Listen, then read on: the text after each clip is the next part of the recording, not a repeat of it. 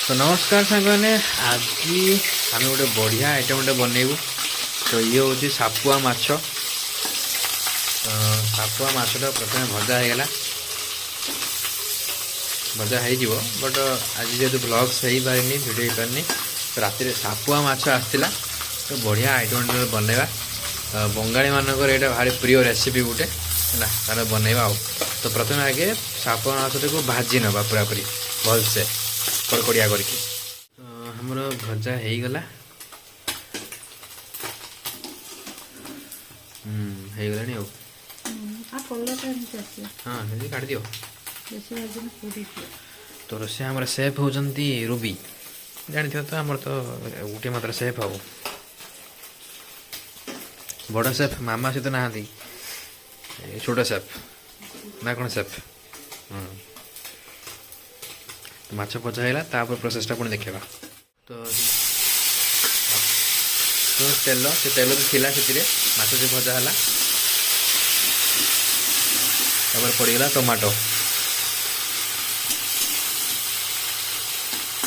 तेल टे फ्राए हो गला टमाटो पड़गला आमर लंका गुंड हलदी आवश्यक अनुसार लुण है पुणी ताको कड़र मर्डर चर्डर करके घाटी दियो।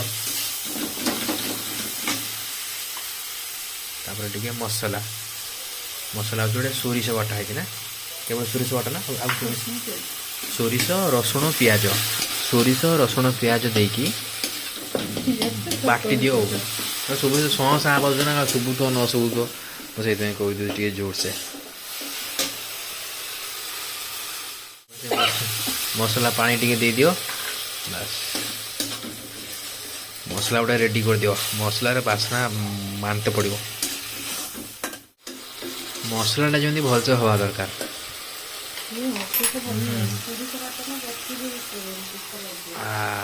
बेसी समय नहीं मैक्सिमम 5 मिनट है ना बेसी मैंने मात्र 5 मिनट आओ मसलाटा कषियो मात्र 5 मिनट।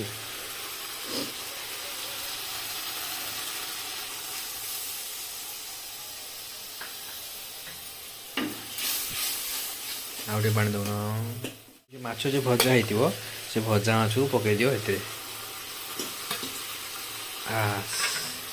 गला माछ माने सापुआ माछ सोरिष बाटण मोर बहुत प्रिय बंगाली मानकर बहुत प्रिय सोरिष बाटण। तो एमती थे बनई थे खाओ देखियो तार टेस्ट मजा आसो खाई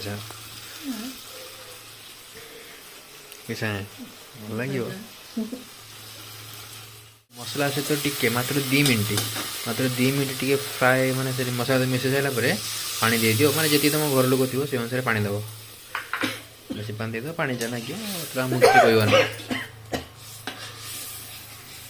बस बस बस बढ़िया।